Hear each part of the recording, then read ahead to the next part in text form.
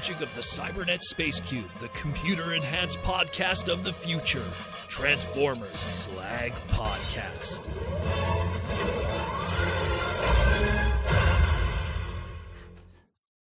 What's up, everyone? How we all doing this Wednesday? You know when it's really bad lighting and a weird angle, that it's a midweek live stream because of usually a convention or something. How we all doing? Welcome to the Transformers Slag Podcast. Wednesday, lounging on the couch live stream. We're doing this live stream because tomorrow, extremely early, I wouldn't even count it as tomorrow because 90% of the human population would still be in bed. But extremely early, I'm going to be leaving on a jet plane to go flying to TFcon Chicago. So as promised, since there will be no live stream on Saturday night, that weekend, we'll do a little live stream during the week today. I also promised that I was going to bring a lot of the weirdness of the Ninja Turtle miscellanea collection out of storage. This is a fraction of what I have of the weirdness. I just didn't want to fill the entire couch with junk and then have to spend another hour putting it all away. So. But how are we all doing? Who do we got in the chat? We got Patrick Brown, we got Bigum, got T-Formers, Rudy Mack, Horned Owl. Who else? It's going to be tough reaching for everything here, but how are we all doing? Everyone's slowly piling in. It's going to be a Mikey and Louie, what's up? It's going to be a crazy TFcon weekend. So we're going to talk about some of the wacky stuff that I promised I'd show you guys. Talk about what's going to be happening TFcon weekend again, even though we technically did a segment yesterday talking about it too. But, maybe for the people who didn't see the segment yesterday or for people that just want to be reminded. Again, I'm going to be probably arriving. If the plane flights and everything go right, not to mention Chicago's a really busy airport, I figure 12 o'clock lunch, I'll be arriving on Thursday, maybe. My hotel room probably won't be ready yet, so I'll just be chilling in the lobby in the meantime, my big old pink suitcase and stuff. But that's when I'll be arriving on Thursday, and then we're off to the races, so to speak, because it's going to be a crazy weekend. Absolutely crazy weekend. So then, let's get into some of the weird stuff that I brought. I promised 2 streams ago that I'd show you some of the weird things that I have in terms of Teenage Mutant Ninja Turtles. So I'm not a big TMNT modern collector. I pretty much collect all the really vintage stuff, just like the really old vintage stuff, and then really weird overseas TMNT items. I love bootlegs. I love Japanese stuff, weird paraphernalia and everything. Like if I get a modern TMNT item, it's going to be a Slash, a Super Shredder, maybe the odd Raphael here and there.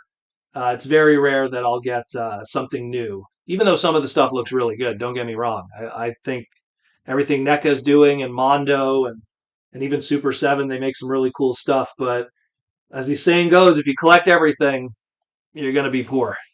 So you got to kind of plan your money. But yeah, so I don't even know where to begin. And here comes the cats because they hear me talking. They might even get to see Tiny if she decides to swing by. So we'll start with some of the bootlegs. The reason why I love the bootlegs so much is because growing up, we didn't have a lot of money. We were quite poor.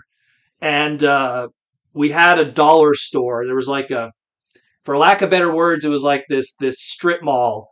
And it had a dollar store in it, and they always had bootleg Ninja Turtles carded up for $1, and literally that was what made up a lion's share of my Ninja Turtle collection growing up. Yeah, sure, I had the odd Christmas present carded figure here and there. Like my most coveted Ninja Turtle toy is a Storage Shell Raphael. I love that figure to death. But I really relied on bootlegs a lot growing up, and most of those bootlegs, unfortunately, due to the crappy quality of them, most of them didn't survive my childhood. But going back, I would try to find them carded and stuff, and some of the weird ones. And what I love about the bootlegs is they always had very weird box art. The back of them was always boring. Look how crusty this thing is. But yeah, Morton meets the half shell indeed. You know. But so I love this one here. This was a Donatello. It's true, the camera is there this time.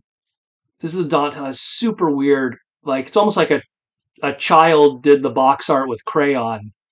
And it's got like, General Crag and, like just so weird. So weird. Thanks for the sub, Mella Boy. How you doing with the jazz? Like this is a generic one. They took a 1987, 1988 Raphael, bootlegged his accessories and did a color wave in black. And then the figure is more or less it's kind of the same. Obviously, the quality is going to be different with the plastic layout. Wish the lighting was better, but there's the package art. Very very funny looking. And I always loved that kind of stuff because the thing with bootlegs a lot of times is they'll have really unique packaging art that they just do to kind of differentiate themselves, which I find funny. They're already bootlegging the toy, might as well go the extra mile. This really represents what I had as a kid. These were the Turtle Fighters. This is what I used to always see at the dollar stores back in the day. Again, nothing on the back. And it was just 1987, 1988 Ninja Turtles, the core figure, a made-up accessory that would come with it. In the case of this Mikey here, it comes with like a police baton or something. They usually would come with either a stick, a police baton, or like Raphael's Sai, but like extremely oversized. I wish I could find that one. I've yet to find that one in the wild, but I want it because my first bootleg that I bought was a carded Leonardo with that oversized Sai, and I've yet to find a version of that. I would love to own that. Look at the art. Look at the Raphael, or I don't know. It's any turtle really because it's the red bandanas from the Eastman era. But love the art on these. These were always really wacky. I have a whole bunch of them. I bought a case of them years ago from a guy just because I was like, man, these are so cool. And again, it's something that it has no value. They're not like super rare or something. They're not like coveted, but it's something that from my childhood I grew up with just because we just didn't have money. Like a single carded Playmates brand new Ninja Turtle toy was a Christmas present. It was a birthday present. It wasn't Tuesday for some people. So for me, it was always really cool to kind of like just get anything turtles. And when you're a kid, if it's a loose turtle, I mean, your imagination fill in the blanks and represents that. So it's something. I mean, like my biggest scores as a kid was like one birthday I got the sewer drill module. Like that was like the big one. And then a friend of mine, their kid got out of like toys early. I think their kid was like 2, 3 years older than us. And so I ended up like, inheriting a sewer playset, which was amazing. And that sewer playset, man, that was my Batcave. That was my Marvel playset. Like that got used across a lot of different toy lines growing up. Gotta love that Mikey. Yeah. Then we get into some of the weirder bootlegs. These were ones I got years later, but I got them because they're very weird color waves. So it uses a card back that is very similar to an 87, 88 card back, but then like this one's pizza face, but done in like orange with orange accessories. So I always thought that was kind of weird because it's like a weird color wave variant. I believe these came from Mexico because a lot of the weird TMNT stuff that I see now, it comes out of Mexico. And I don't know if this is something that was made back in the day, if it was something that was maybe made in the early 2000s. The card is coming off of it. It's barely holding on for dear life. But I always loved stuff like that.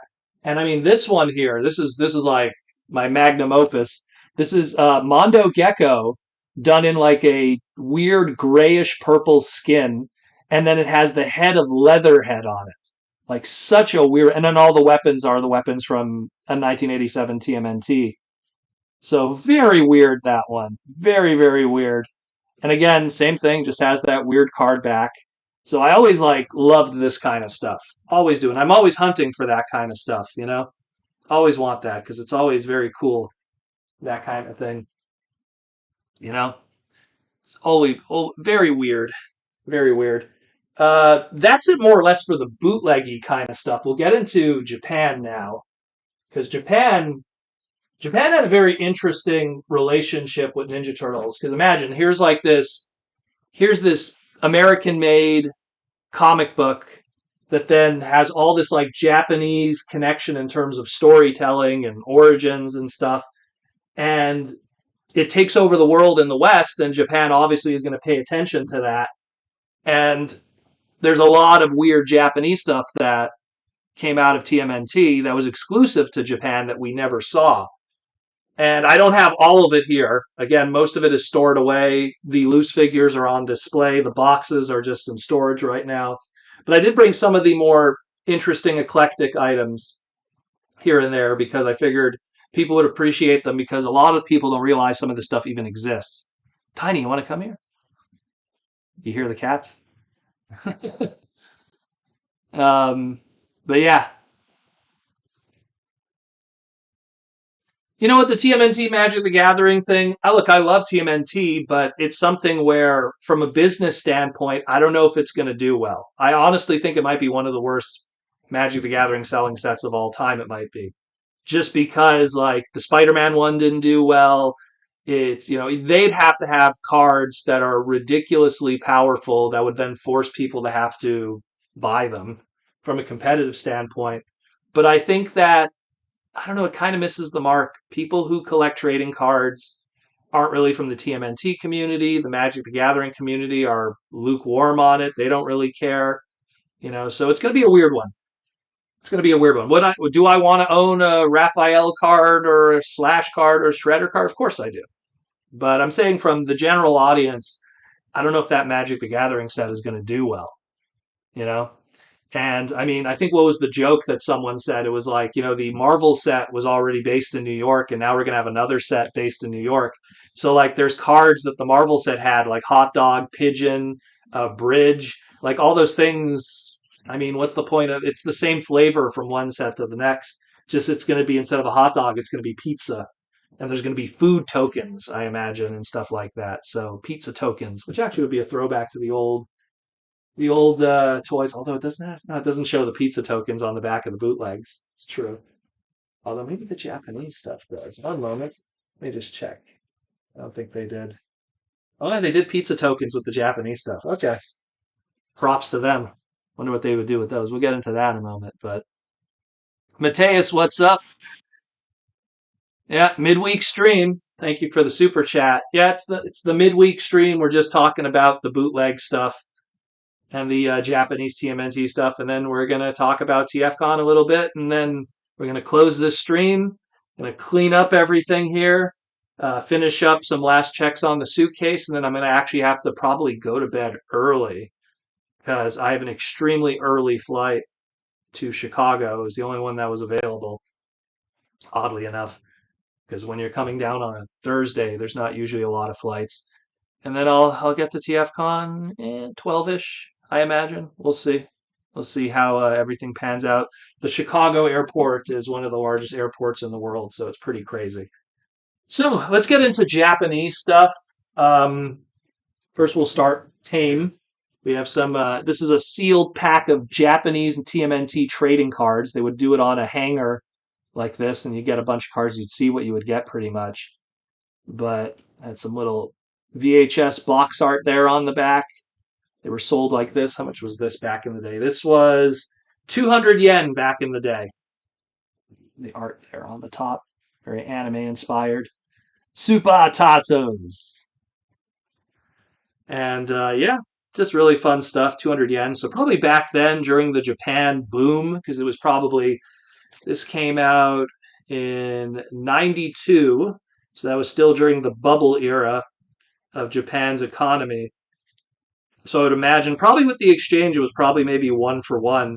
So this was probably like $2 USD back in 1991. So probably about more or less what a pack of trading cards would have been back in the day. Because I know the Marvel cards were about $2 to $3 back in the day.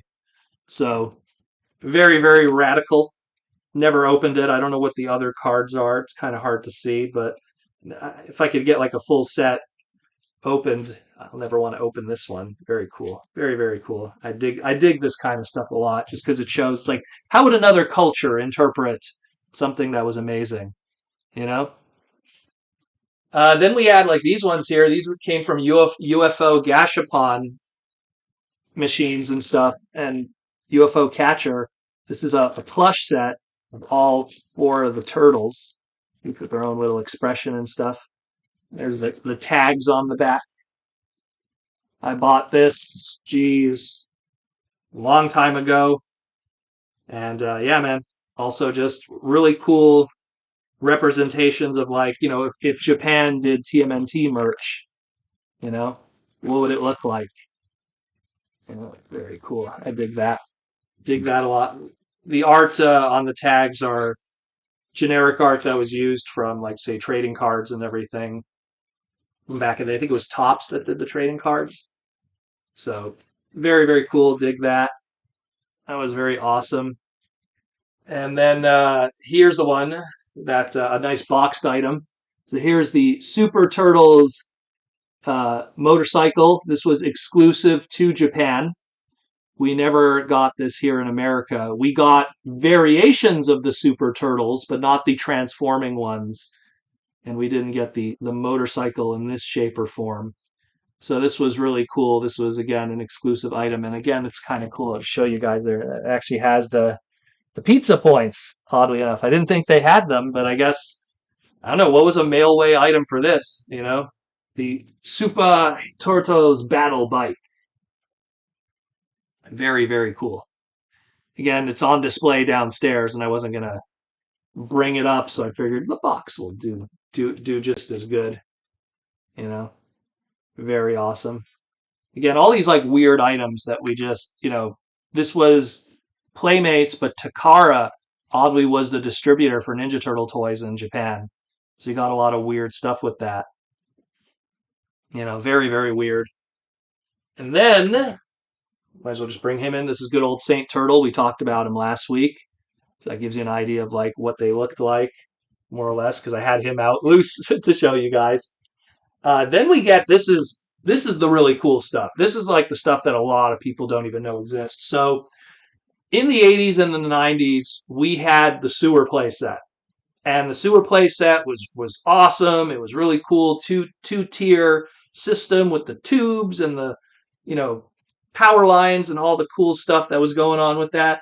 But Japan also had a sewer play set, but it was something that was much more difficult to get. It was a mail away item through, I believe it was Comic Bon magazine. And and what was crazy about this playset was that it was actually quite screen accurate. It was actually very accurate to how it looked in the show. So it came in like this is what the cover looked like. It came in like a suitcase, like literally. So, like kids could like use it to carry their figures and stuff. And it was just very interesting, kind of boring on the sides, nothing really going on there, but the nice, unique package art in the front there for the suitcase. And again, Takara distributed. This one doesn't have the Playmates logo because this was a Takara exclusive kind of item that was probably, again, just done through. And how it worked is you had this snap here, and then it opened up. And I wish I could kind of show you guys just how wacky this is. So you had a whole bunch of furniture that you had to build. So you had to like build the television that they would watch. You'd have to build the couch that they would sit on. Like it was quite amazing. One day what I might do is I might go to like a print shop and I'm going to probably do some nice cardboard photocopies of these.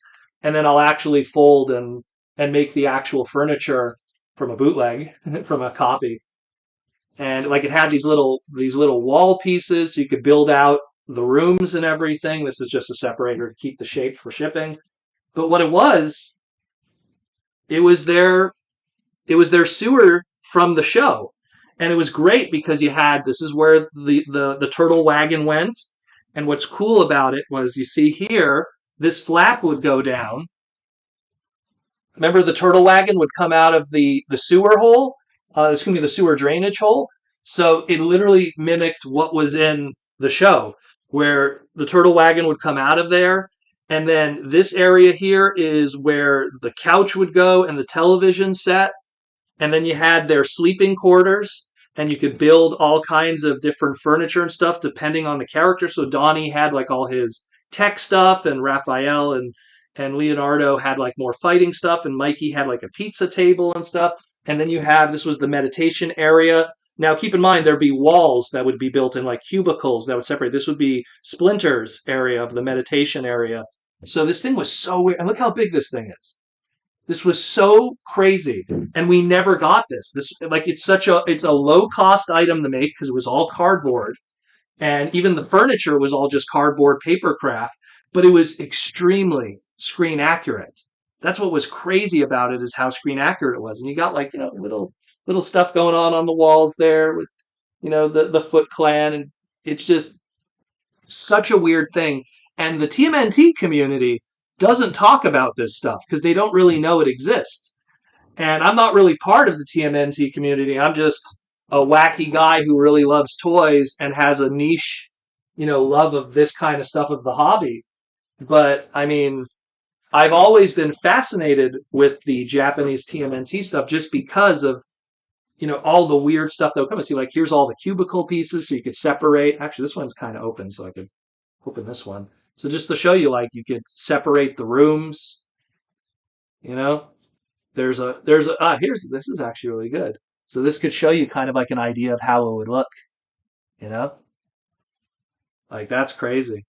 All the vehicles. It's great. It's great. I love that it has the TV and the couch because if you were a regular watcher of the show, they would always be in the living room on their couch watching TV, watching April O'Neil. And it would not surprise me. Let's pull some of these out. If one of the TV pieces probably had April on it. Like, let's see. See, like there's a bookcase. There's the couch. Oh yeah, the TV has April on it. There's the couch. There's April. Some more dividers if you wanted to build. It's just so cool. So cool that something like this just wasn't brought over. It would have been so easy to do something like this. You think during TMNT's peak, like I think like it peaked like in 1990, 1991, when the movie came out and stuff.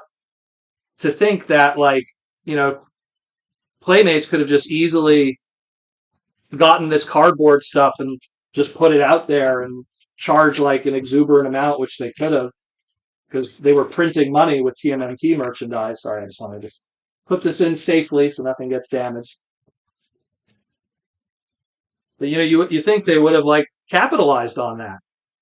They would have totally put out this very affordable to put together. Because I mean, at the end of the day, like this whole thing was a Takara product, and then it just goes right back into this. But we're not done with the Takara exclusive stuff because they did more stuff like this. They did more stuff like this. But yeah, this was such a weird thing. And again, screen accurate in like 19. What's the date on this one? Date on it? Yeah, 93. In 1993, super screen accurate. Now, granted, TMNT was probably on its last leg in 93 by the time Power Rangers came out. But I mean, what an interesting item. It's all laminated cardboard. It's really good quality cardboard. All of this stuff, the little pieces inside too. It's really good paper craft. It's awesome. One day I'm gonna like take the time.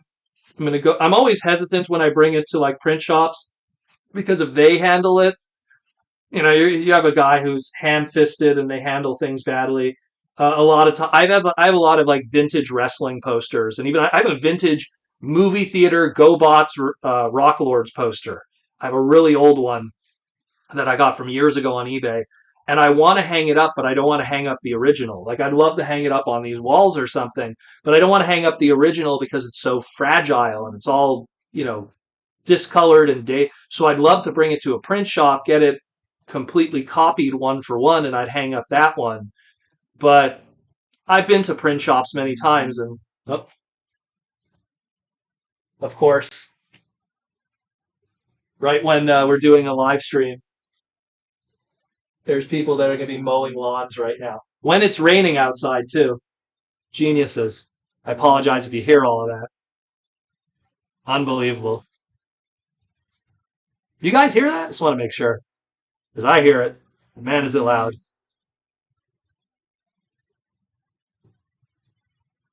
How much was the play set? From I don't know. Honestly, I bought this. Gosh, I want to say I bought this maybe 15 years ago. I bought it a long time ago. Long time ago. And it was at a time when people weren't really looking at that kind of stuff. You know what I mean? It's something where, people were, I mean, 15 years ago, like, let's say, like, just for simple math, let's say, like, I probably got this between maybe 2005, 2007 ish, if I had to really pinpoint it. And I mean, man, no one was looking for this stuff. They were looking for, like, I got to get vintage Western turtles. Sound is good? Okay, good. Man, I don't know. They're going to town out there. It's not even my front lawn. But yeah, so then they did. This is a. I'll show this afterwards. So then, of course, this is not the old TMNT Ninja Turtles. You then fast forward to Fox Kids when they did the 2003 TMNT series. So that was the newer one that they did. That was a lot more like movie accurate and stuff. You know, what room is this? This is my living room. It's badly lit. I would have used the sunlight, but it's raining outside, so it's gray. So when I open, like, here's it open. Look how little it does in terms of sunlight. So, but so then fast forward to the 2K3 series, and Takara is now Takara Tomy. Playmates is still doing a whole thing with them, and they do the same thing, a sewer play set that's extremely screen accurate, but with these guys now. And now it's Takara Tomy. So you can see the merger. Now this one is significantly smaller. It's much smaller than the other one, but they also wanted to do a little mail away play set kind of thing that's really fun. This one actually has art on all sides. So you got all the art there from the show. You got all the other people too. Who do you got? They got Splinter, Casey, April, Shredder, and a Foot Clan dude. Foot Soldier. Then you got Cowabunga and a whole bunch of Japanese written under there. Just mostly trademark stuff, yeah. Yeah, it's my pre-flight, mid-flight stream, I guess we'll call it. So this one here, again, uses the same general idea of it's still a suitcase. You could use it as a carrier, but it has flaps on the side here that are buttons, again. And then what's cool about this one is it actually has some plastic components to it. It still uses a lot of paper craft stuff, which I'll show what this all is in a moment. Instructions. But there's a ton of plastic elements that add to it too. So one side of it is the sewer playset with all the individual rooms of the turtles, a training area with like what looks like some kind of bridge and stuff that could be used for you put the figures on there and they could fight each other. So a lot of cool plastic elements there. This little elevator piece and everything, and then in the back here, you have this opening flap that then leads it to New York and the streets and a helipad that you could put your turtle helicopter, or if you want, you could fold this down and it's also good for your turtle van. So very cool with that one. And again, they include a bunch of paper craft items, a bunch of stuff that you have to build for walls. Again, you have Shredder's tower in the background, so you can kind of put that. And it's like, oh, there's the tower in the background, Shredder's HQ. And then there's also more plastic elements, more pieces and parts. I mean, do we have a nice photo of it? It's kind of a nice photo of it complete a little bit. It's not the best, but it's in black and white. So very cool. And again, these were stuff that we just never got. Like they just never brought any of this stuff over. It was just, hey, let's just do something for fun, you know? Nice fun little thing. And it just all folds in there and snap snap.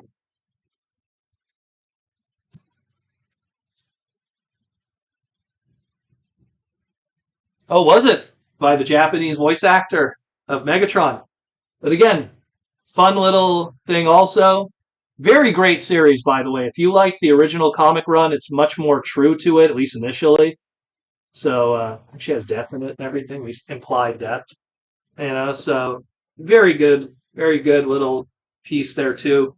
Again, I usually don't really focus on the more newer stuff, but when I saw this, I was like, that is so unique and exclusively Japanese, and I love playsets that I couldn't say no. I couldn't say no to that. And then here's another one.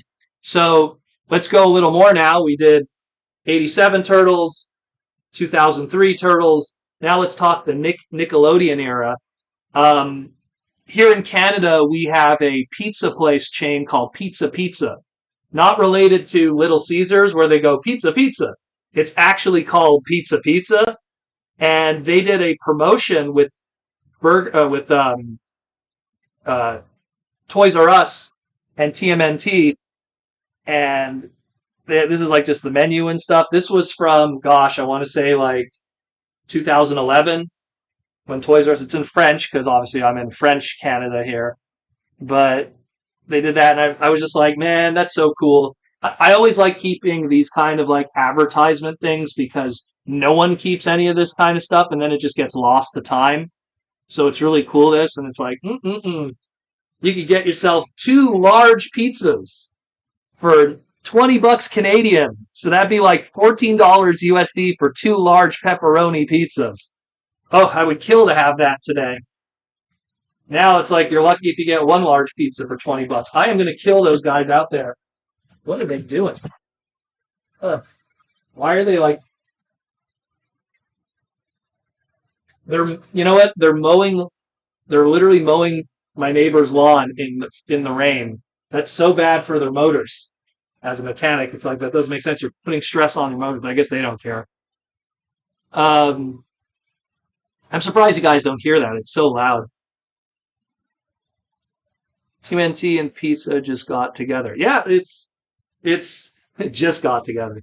But it's cool to see this kind of stuff because Ninja Turtles, especially during this era, had a lot of like Pizza Hut connections. They do a lot of stuff with Pizza Hut as a collaboration.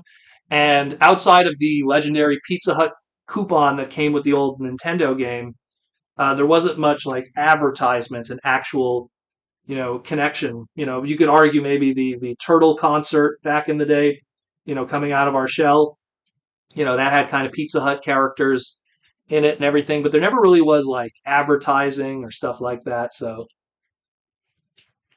at least that not that I know of, because none of it was documented properly. You know. Proto Man, what's your take on pineapple pizza? I'm not too a big a fan of it, only because like people who know me, I love orange juice, I love fruit juices. I'm not a big soda guy. I'm not a alcohol guy at all. And pineapple pizza, I find that it's way too citrusy, especially like there's different ways that it's prepared, but a lot of times you'll have people that they do the big chunks of it or the full cuts of the whole circle, and I don't know, it just doesn't do it for me.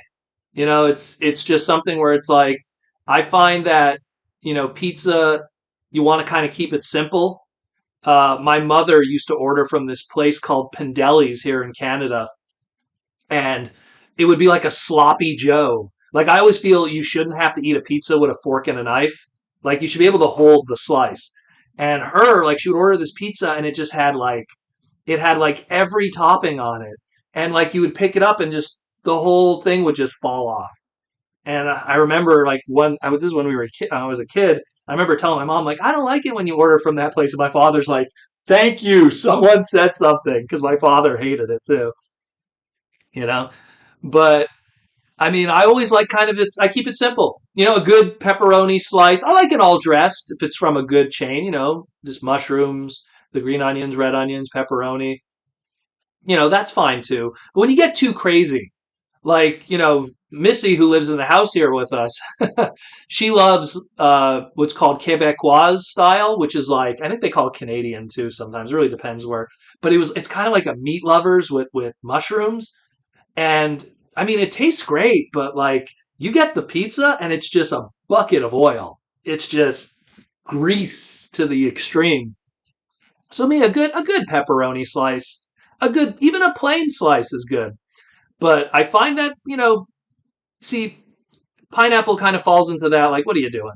you know, maybe there's people who like it. When I was in grade school, I remember there was this kid. We would have pizza day like once in a while, and I remember pizza day. We would get a slice of pizza and like a little, almost like a pudding shaped thing of ice cream. It was like a frozen yogurt thing in a little thing, and you would get that for like $2 if you brought it in. Uh, and I remember this one kid, he would take the ice cream and he would put it on the pizza and eat it. And I was like, look, I love ice cream. I love pizza. What are you doing? you know? But hey, if that kid likes it, good for him. I'm not going to tell you how to eat. Yeah. Guillaume, what's up? Is it true there is some place in Quebec where heavy crust, it's just a mess? Well, see, we're going to Chicago soon. I'm going to be in Chicago in less than 24 hours. And, Chicago's notorious for their deep dish pizza, and I remember the first time I went to Chicago, which was actually for a TFcon, oddly enough. I think it was like in 2014. And I remember like all the staff and everything, like, oh, we're going to get a deep dish. We're going to get it. And hey, it was good. But if I had to explain what a deep dish pizza is from Chicago, take one slice of pepperoni and then put two more slices of pepperoni on top of it and then eat it in one shot. That's it. Is it bad? No. But it's not like, oh my God. It's just another way to eat it, you know? It's nothing too special. I mean, maybe the crust could be a little different and stuff. I think the best pizza that I've probably ever had is New York City. You get there's a term. It's called a dirty slice. We use that term in Montreal. We use that term in New York. A dirty slice is like $1 slice corner pizza place. You go anywhere in New York, get a dirty slice anywhere, and it's always amazing. A nice huge slice for like $1, $2. I'm always down for something like that. That's always like, oddly enough, it's like the best, most satisfying slice of pizza. But also, no joke, I was turned on to this from a friend, and I get a slice of plain kosher pizza. I don't know what it is about kosher cheese, and that he always emphasizes plain because that way you could just appreciate the cheese and the crust. It's the way that they do the bread. It's the way that they do, like the dough, I guess, the bread. It's the way they do the cheese. I don't know what it is, man. It tastes really good. The caveat, it's expensive. It's really expensive. I think it's like $5 a slice and like a whole pie, forget about it. But if you could find like a Jewish kosher pizza place, my goodness, they are really good. Really, really good. But very expensive. So I'm going to lean more on the dirty slice place, that's owned by, it's probably owned by some Arabic guy in downtown Montreal. It's like Amir's Pizza, and it's amazing. It's amazing. You know, it's like, it's so good. There's a really good place that if I ever go to downtown Montreal, there's a place in Guy Concordia Metro. You go into the subway system, and his pizza place is there. It's been there for like 30 years, and I always go there. I get two slices of pizza. I get a little fry on the side and something to drink. and I just sit in the corner because he has a little sitting area there, and I sit in the corner and I'm in bliss. I'm in bliss. Um, One of my favorites is a four cheese pizza with honey drizzle. Oh my god, you guys are crazy. I don't know. I look at pizza like I look at poutine. Keep it simple. Keep it simple. What makes it amazing is its simplicity. Once you start putting things on it like crazy, like really like sloppy joeing it, then I go, I don't know. T Formers 2002. Speaking of TFcon, plans change, and now I'm going to be coming up a day early with cringe tomorrow instead of coming myself on Friday. Okay, well then you'll see me there too because I'm going to be there. Like I said, Thursday.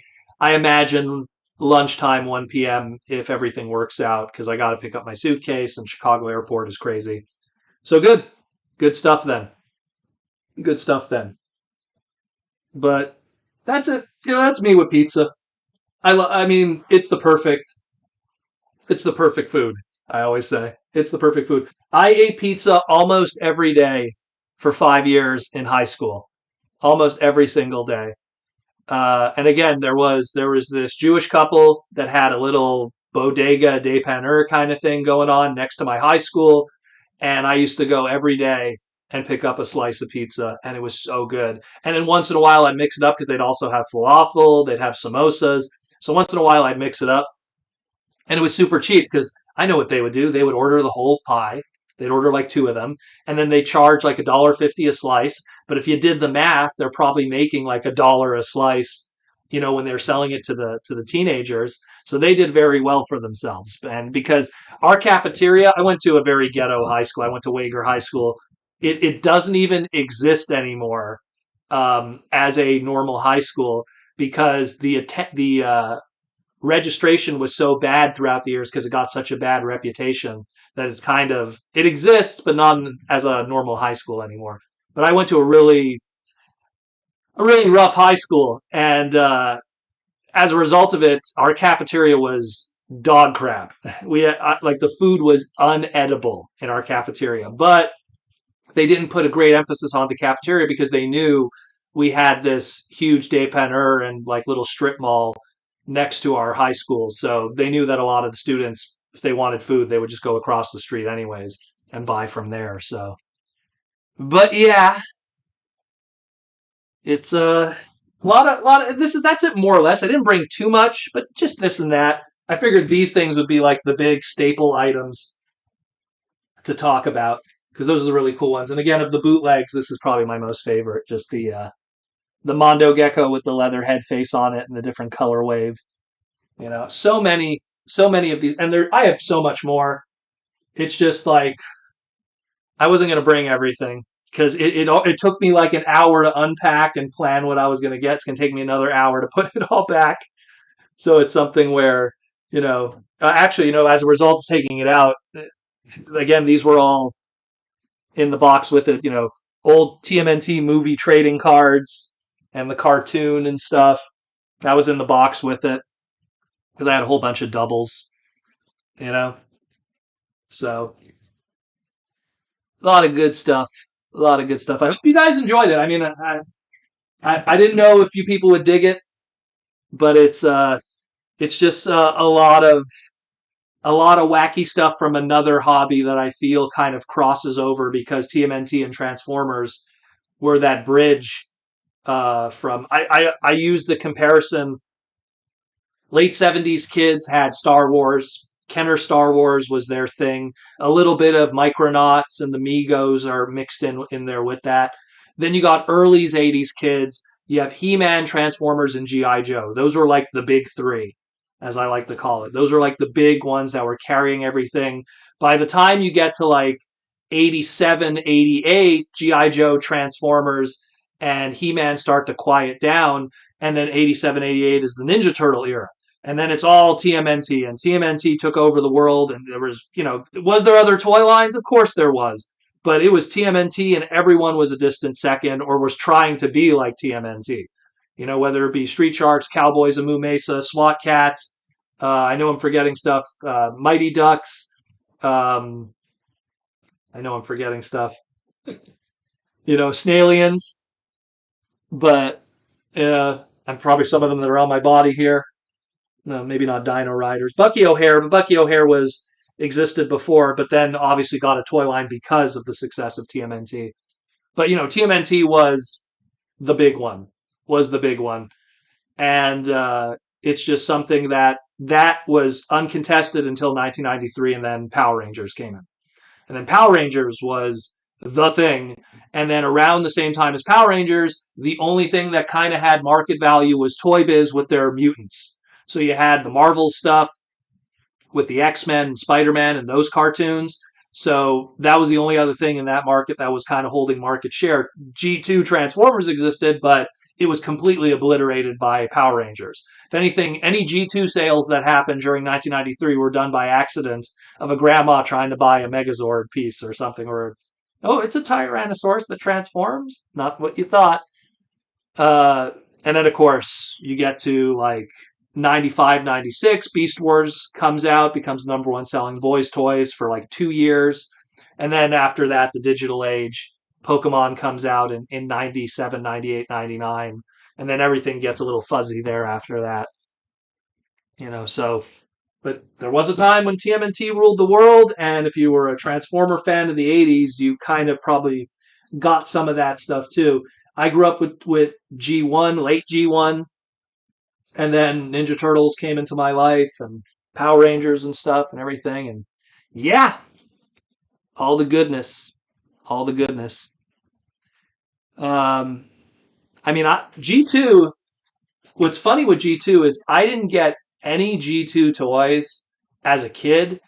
I did want to get G2 Inferno only because I remember when I saw the commercial as a kid, I was like, oh, that's cool. Like the new Inferno shoots water this time, where the original one didn't.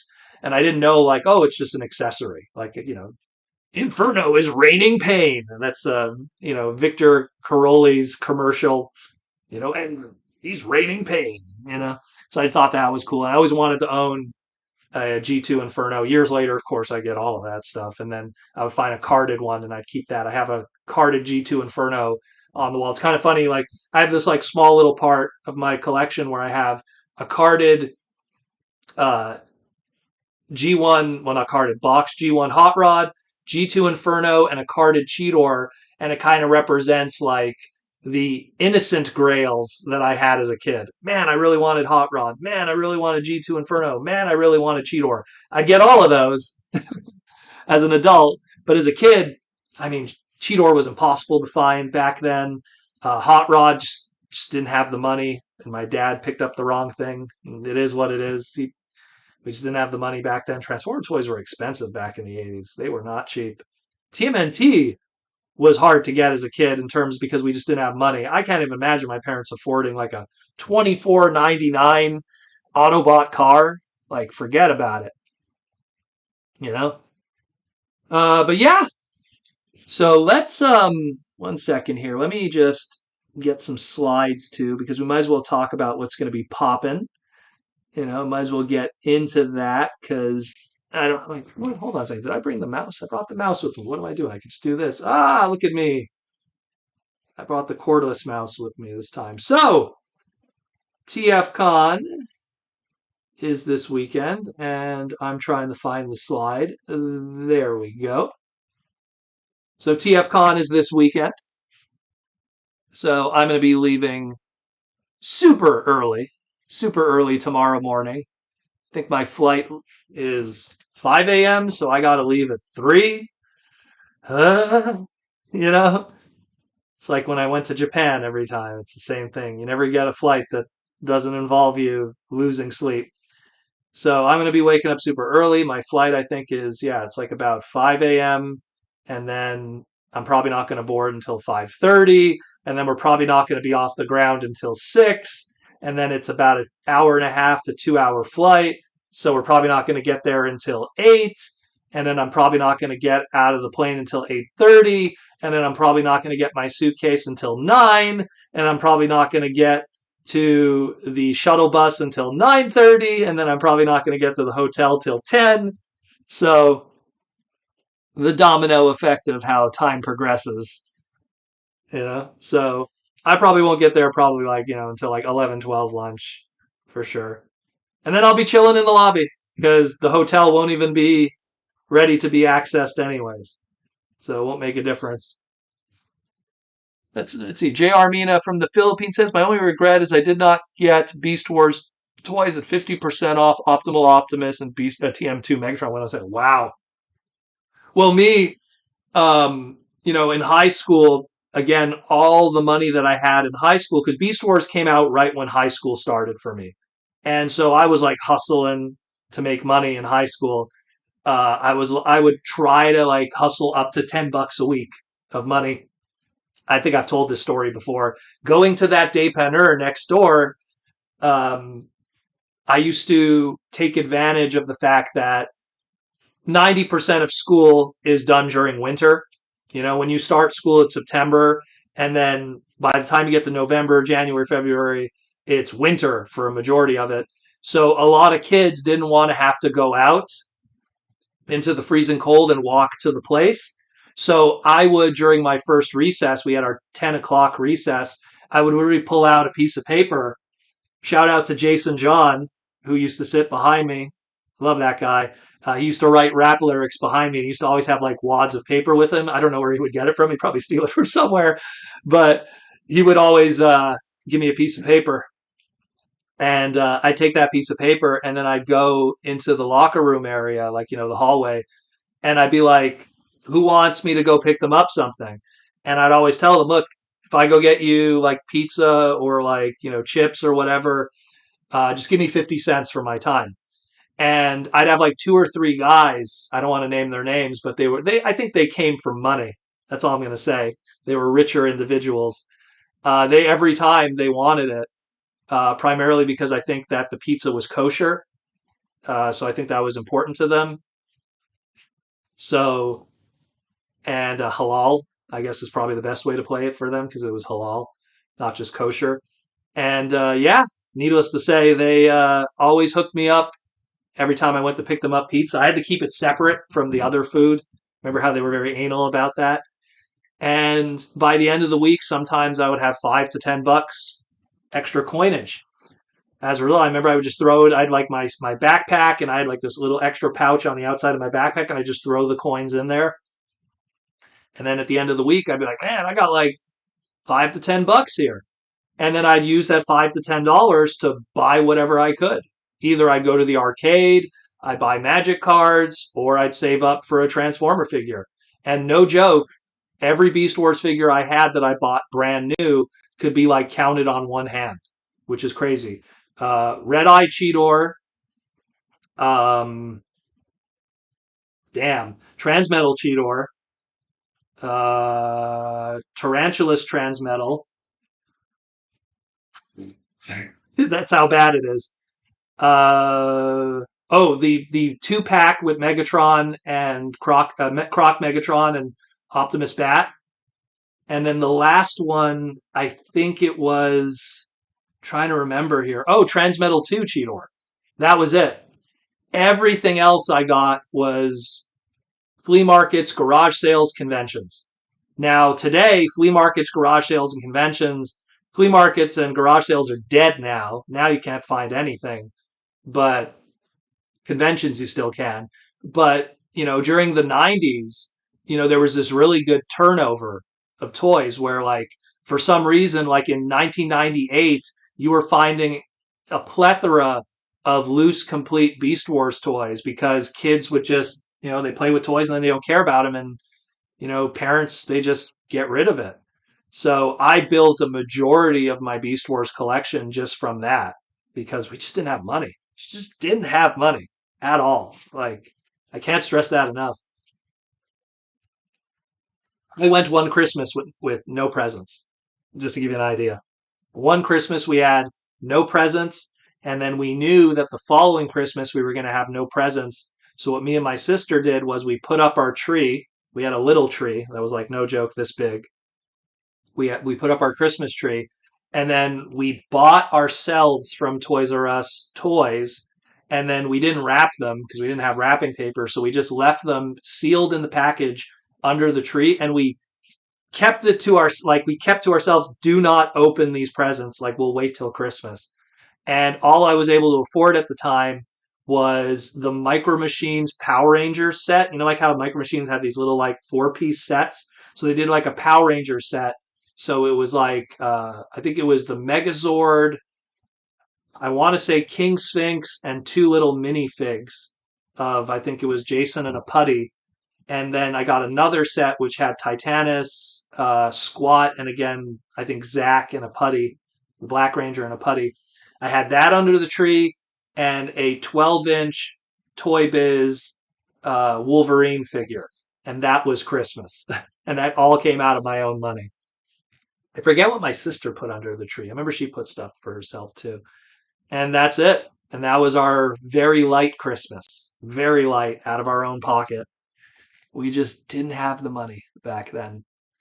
You know, it's kind of funny. Years later, it was good because at the end of the day, it taught me the value of money. It taught me the value of working for money, and it taught me how to be smart with money, investing with money. You know, how to put money in the right things and not just be crazy with money on other things.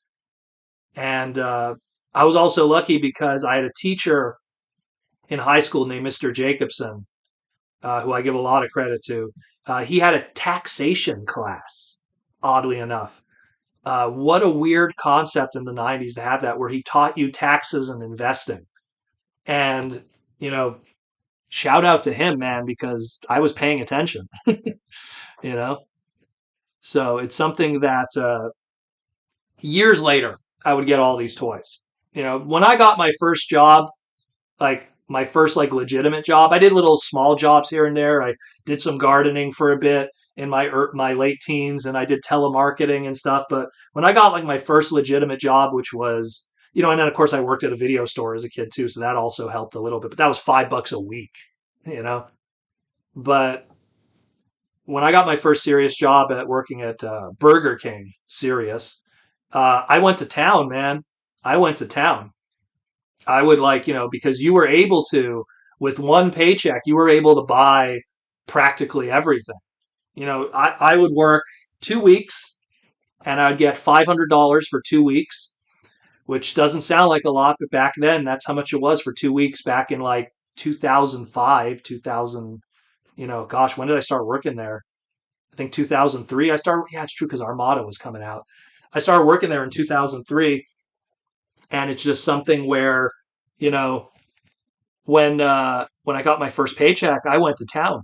I just like, oh man, you could get deluxes were 12, so you could get every deluxe, every Voyager, every Ultra class, which when those existed, and Mega I think was what Voyagers were, leader class, like you could buy everything.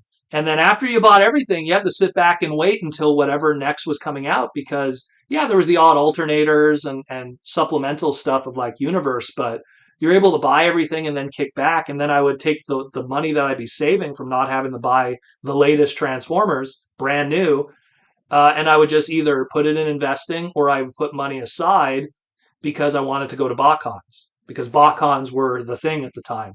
And, my logic was if you put aside $50 a month, which isn't too hard, by the time BotCon would roll around a year later, you had more than enough money to go to BotCon. And I was always really good with that. I was always really good with that. And it still permeates today, unfortunately. Some people might say I'm cheap. I know some people say I'm cheap, but it's how if I was cheap, then how did I get such a crazy collection? How did I get all this stuff? Because it's not cheap. It's waiting for the right opportunity. And then you get the grails, you know. But yeah. Where are we at here? But so yeah, so TFCon, I'm just trying to see what I have here. So of course we have those actually, what am I doing? I have the mouse here. So of course you have those exclusives that are gonna be happening. The Helmsman, that one's crazy expensive.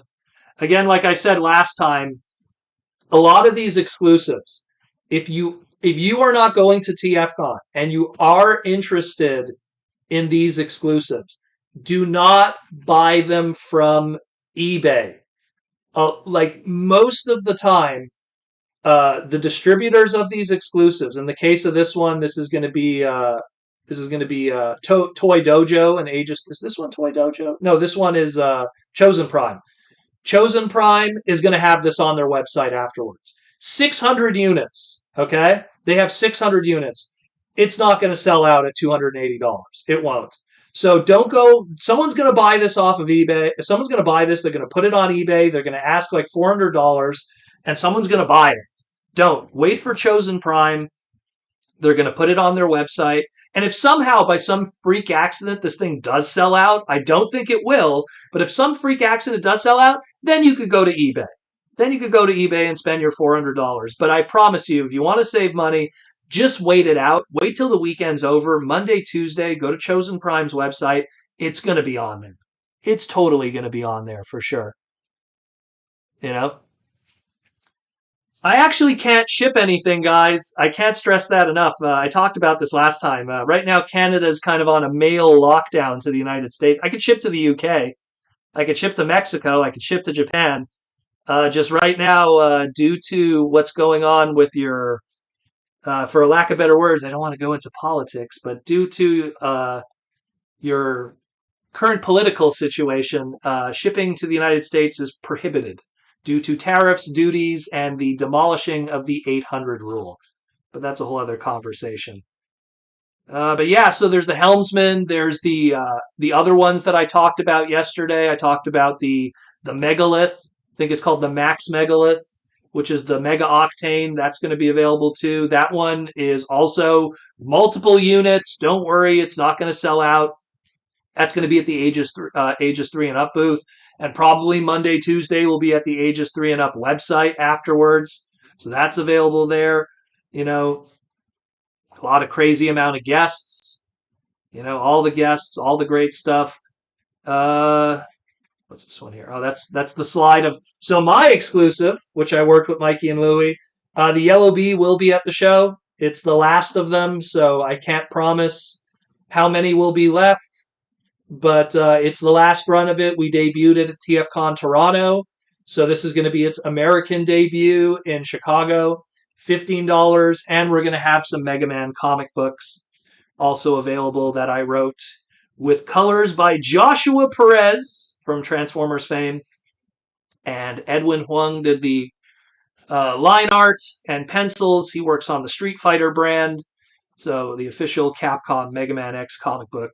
You can pick one up written by me at the show too.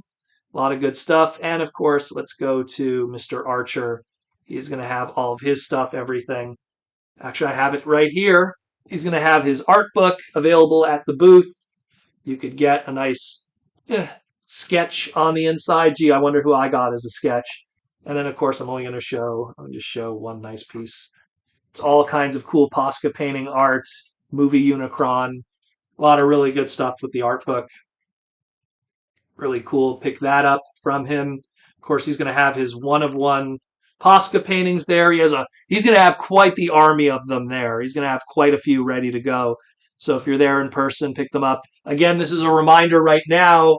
You still can buy what's on the website today and tomorrow. After that, Friday, everything on the website is going to go on halt because it will be at the convention and will be sold. So if there is something you like that's on the website right now, I heavily suggest you buy it now at archermonster.com/shop because it's going to be brought to TFCon, and if it's sold, well, that's that, you know? So if you were hesitant on picking up something, I mean, that Thunderblast should have been gone a long time ago. But yeah, either way, so check that out, yo. Again, and you'll also, again, up until then, you know, get yourself some nice stuff. Get yourself some nice stuff. So there's that, and of course, our little TFCon exclusive, the bee, the Yellow Bee. Simple transformation, but $15. Can't go wrong, you know? Can't go wrong for $15. Nice little clicks. Works nice. And you can also pick up Mega Man X Timelines written by me. And that'll be available too. Me and Aaron don't charge for autographs, so don't worry about that. That seems to be a very common question. I didn't know it was a problem until only doing shows recently where people are like, is your autograph free? I'm like, yeah, don't worry about it. You know, because to be fair, there's going to be people, and again, not trying to throw shade. They got to make their money because they don't have material goods to sell. So voice actors, they don't really have anything to sell to make money, so they have to charge for their autograph. Me, I don't need to charge for my autograph because I have material to sell. I have comics that I could sell, figures I could sell.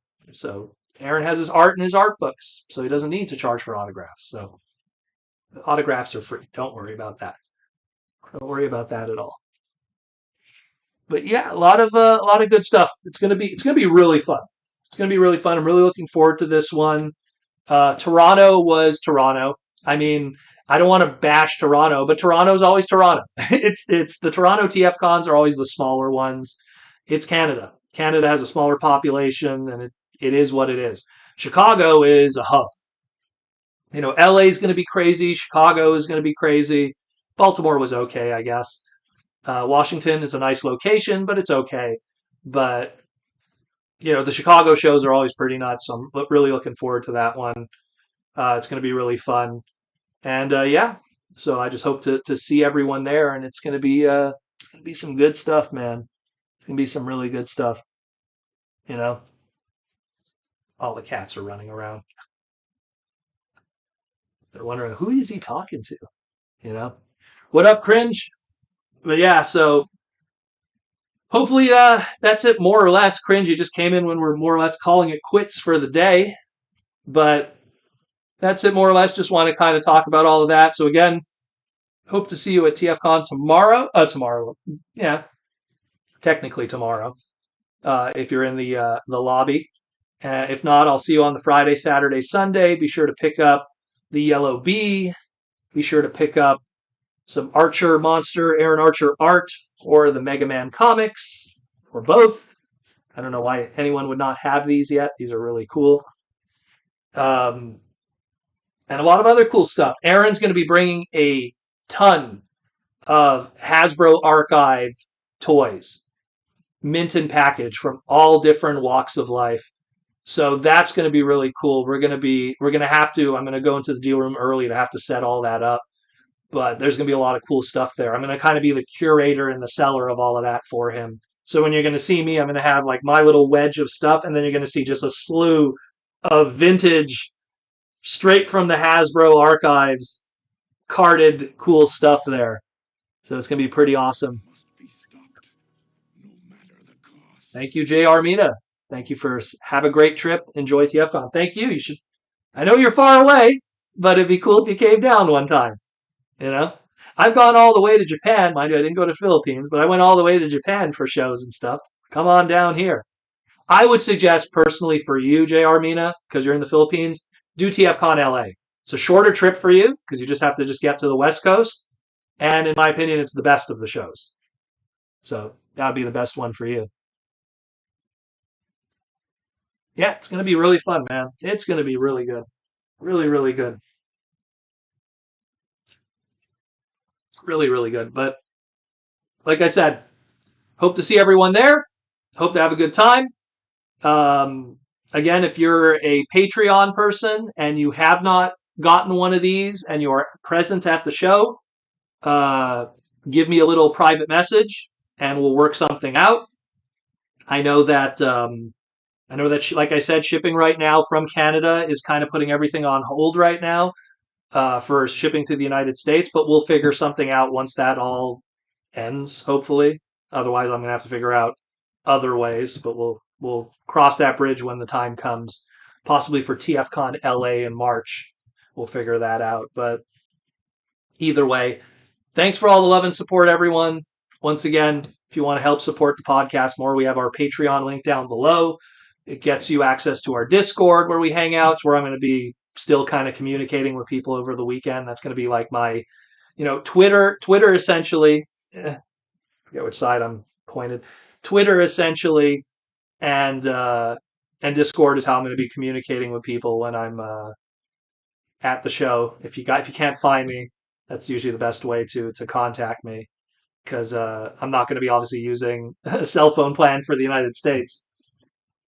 So using those social media platforms through the internet, using someone's internet connection, Wi-Fi is going to be the best way to do it. But yeah, hope to see everybody. Hope you all swing by the booth. Hope you guys pick up some cool stuff.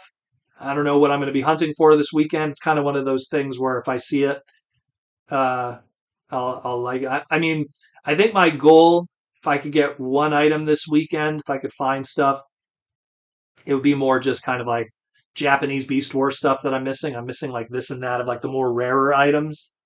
But aside from that, I'll have to see it. You know, like last TFCon, which was not Toronto, but the TFCon LA, the last one, I bought Battle Base from Machine Robo, the GoBots Battle Base.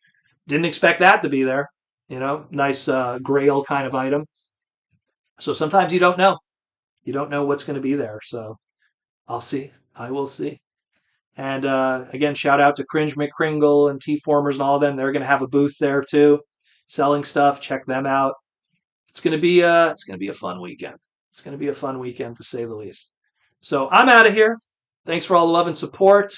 I'm gonna go put away all the toidles, put away all the turtle stuff.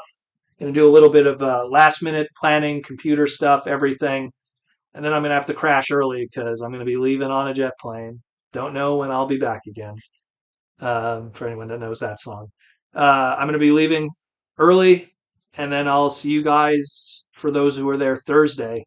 We'll hang out, and then Friday will be the big day of everything going on. So take care. Thanks for all the love and support, and as always, roll out.